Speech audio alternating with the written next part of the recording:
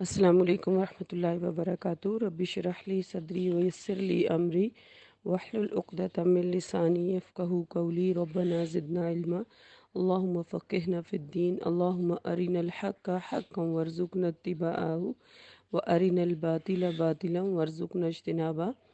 سورہ یوسف ہم پڑھے ہیں اور آیت نمبر 35 تک ہم نے پڑھا۔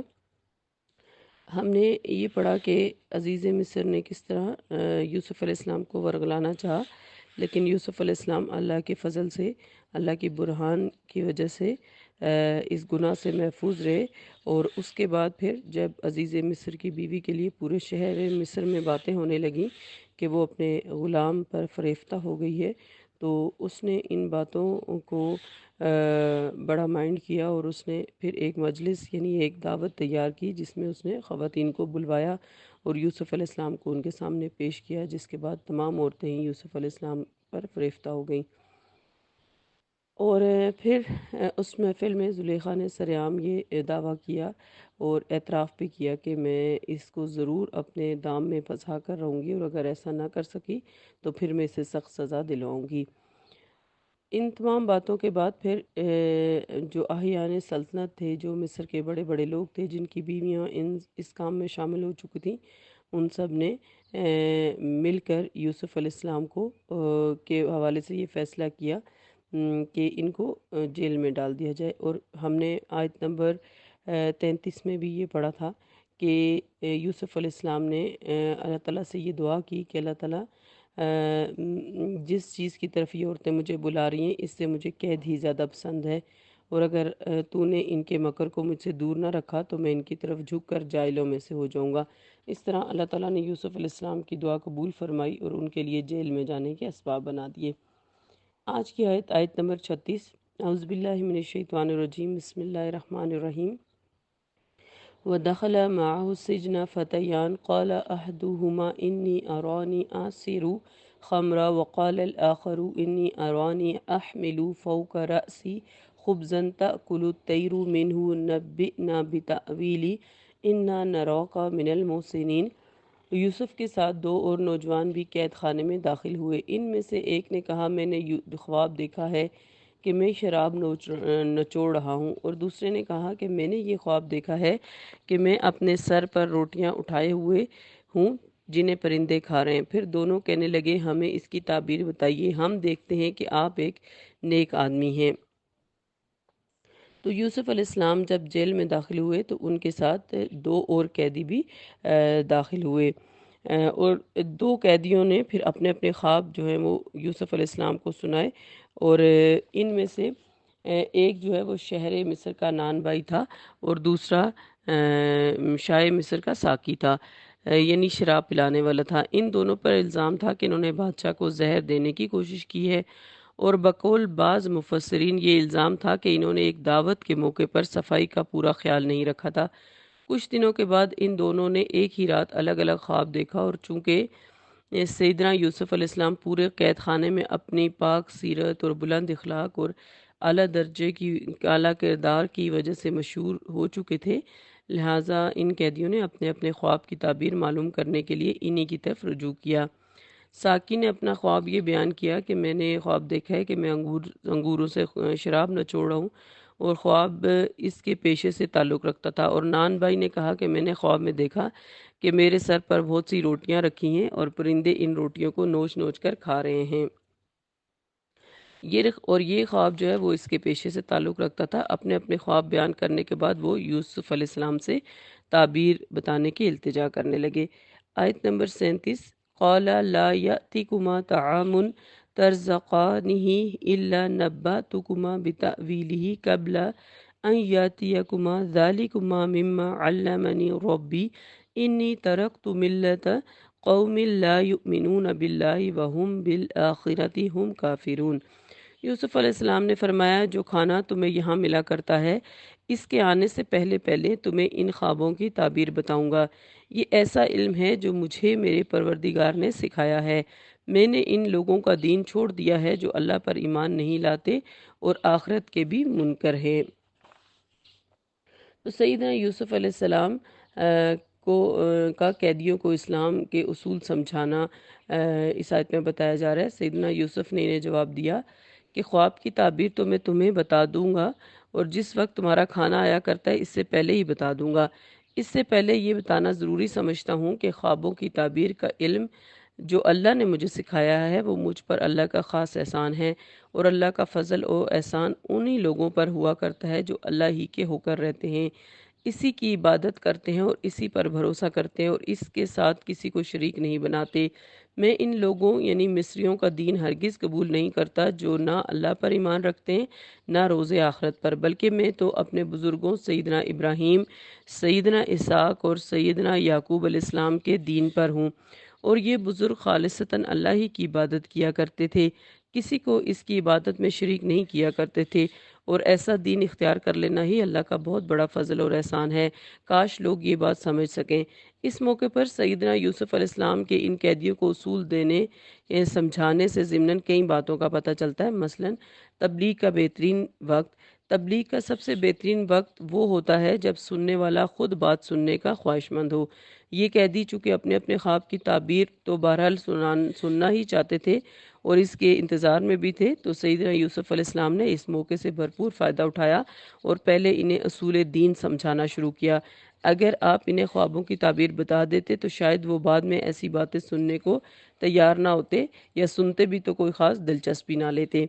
دوسری بات یہ کہ سیدنا یوسف علیہ السلام کی سابقہ زندگی میں بے شمار اتار چڑھاؤ آ چکے تھے، لیکن آپ نے کسی موقع پر بھی اس انداز میں تبلیغ نہیں کی۔ اس سے معلوم ہوتا ہے کہ انہی ایام میں آپ کو نبوت عطا ہوئی تھی، یعنی جیل میں۔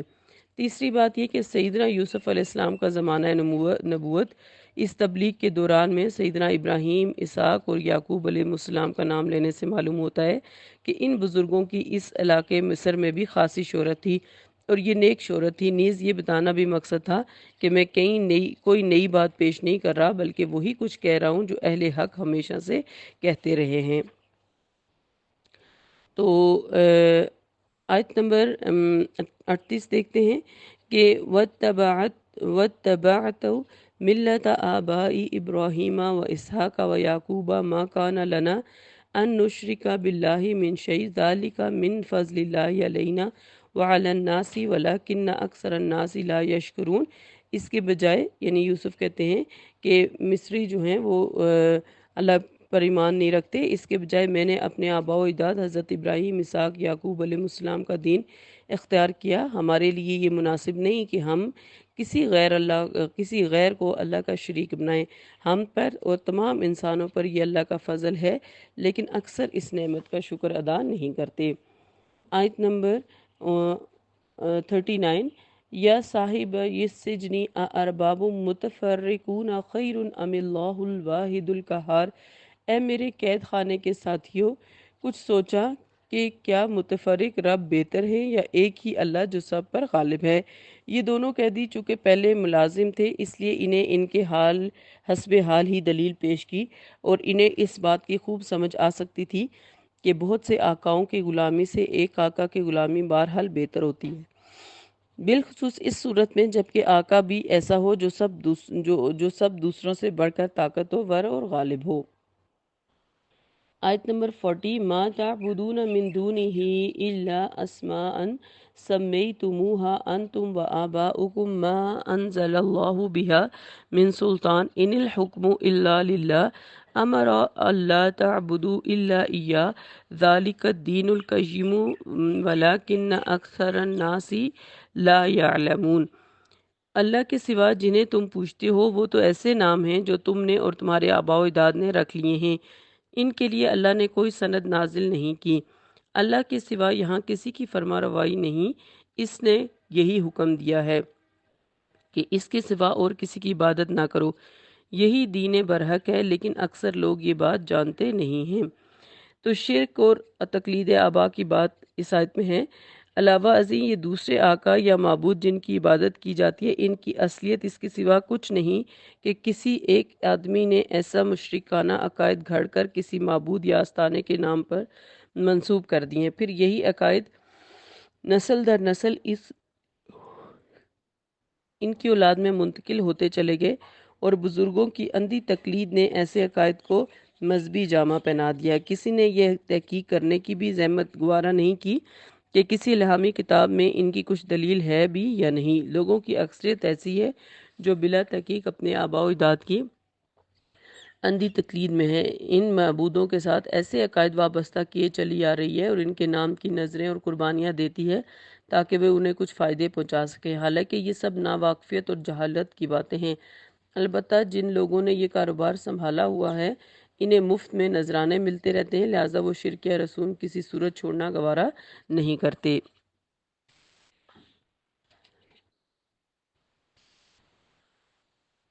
آیت نمبر 41، یا صاحب السجن اما احدکما فیسقی ربہ خمرا واما الآخر فیسلب فتأکل الطیر من رأسہ قضی الامر الذی فیہ تستفتیان۔ اے میرے قید خانے کے ساتھیو، تم میں سے ایک تو اپنے مالک کو شراب پلائے گا، رہا دوسرا تو اسے سولی پر چڑھایا جائے گا اور پرندے اس کے سر کا گوشت نوچ نوچ کر کھائیں گے۔ جن باتوں کی حقیقت تم پوچھ رہے تھے ان کا فیصلہ ہو چکا ہے۔ خوابوں کی تعبیر۔ اب یوسف علیہ السلام نے یہ تبلیغ کرنے کے بعد، دین کی اصل سمجھانے کے بعد ان کو بتائی۔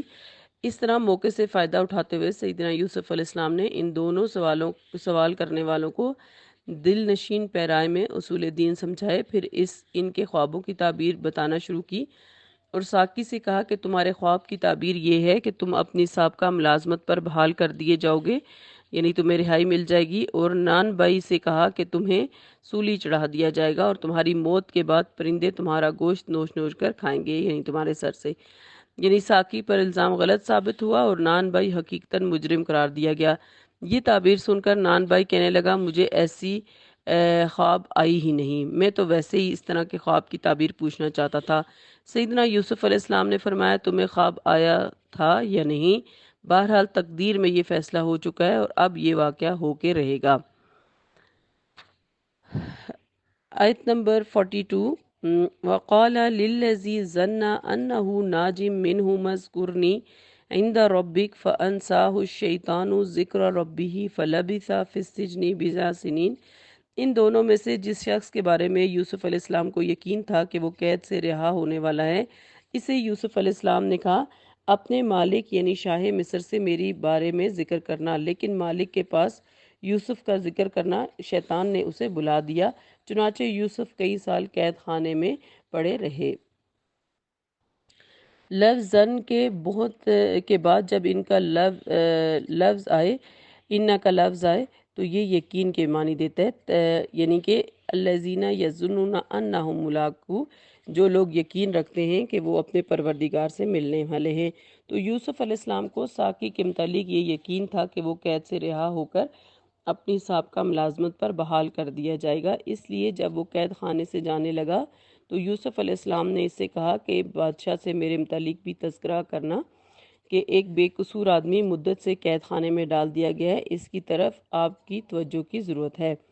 سیدنا یوسف علیہ السلام کی قید کی مدت، لیکن وہ جو ساقی رہا ہو کر گیا اپنی اور پھر ملازمت پر بحالی کی خوشخبری میں کچھ اس طرح مگن اور بے خود ہوا کہ اسے بادشاہ کے سامنے اپنے محسن سیدنا یوسف علیہ السلام کا ذکر کرنا یاد ہی نہیں رہا۔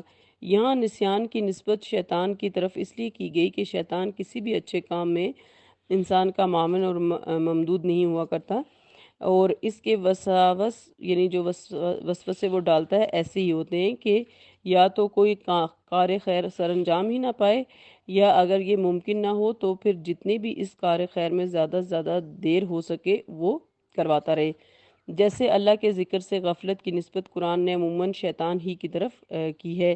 نتیجہ یہ ہوا کہ کئی سال مزید یوسف علیہ السلام قید ہی میں گزار رہے اور آپ علیہ السلام کے معاملے کی طرف توجہ کا کسی کو خیال تک نہ آیا۔ قرآن نے بضع سنین کے الفاظ استعمال کیے ہیں جن کا اطلاق 10 سے کم تعداد پر ہوتا ہے، اس لیے مفسرین کے اقوال کے مطابق آپ کی قید کی مدت 7 یا 9 سال تھی، یعنی 7 یا 9 سال آپ علیہ السلام جو ہیں وہ قید میں رہے۔ تو یوسف علیہ السلام کے واقعے سے ہمیں یہ پتہ چلتا ہے کہ اللہ تعالیٰ جب کسی انسان کو کسی مصیبت سے نکالنا چاہتے ہیں تو اس کے لیے اسباب بنا دیتے ہیں۔ چونکہ یوسف علیہ السلام کے لیے ابھی جیل سے نکلنا ان کے لیے صحیح نہیں تھا، اس لیے بھی یوسف علیہ السلام اتنا عرصہ جیل میں رہے۔ لیکن ہم یہ دیکھ رہے ہیں آج کی آیات میں کہ یوسف علیہ السلام جیل میں بھی جو ان کا اصل مشن تھا، جو انبیاء کا اصل مشن ہوا کرتا ہے، دین کی تبلیغ کرنا، دین کو صحیح طریقے سے لوگوں کے سامنے پیش کرنا اور دین کا ہی پرچار کرنا، وہ یوسف علیہ السلام نے جاری رکھے ہوئے ہیں اور قیدیوں کو بھی دین کی طرف بلا رہے ہیں۔ اور یہی ایک مومن کا زندگی کا مقصد ہوتا ہے کہ وہ جس حال میں بھی ہو، جہاں پہ بھی ہو، اپنا اصل مقصد یعنی اللہ تعالیٰ کے دین کی تبلیغ کرنا اسے نہیں بھولنا چاہیے۔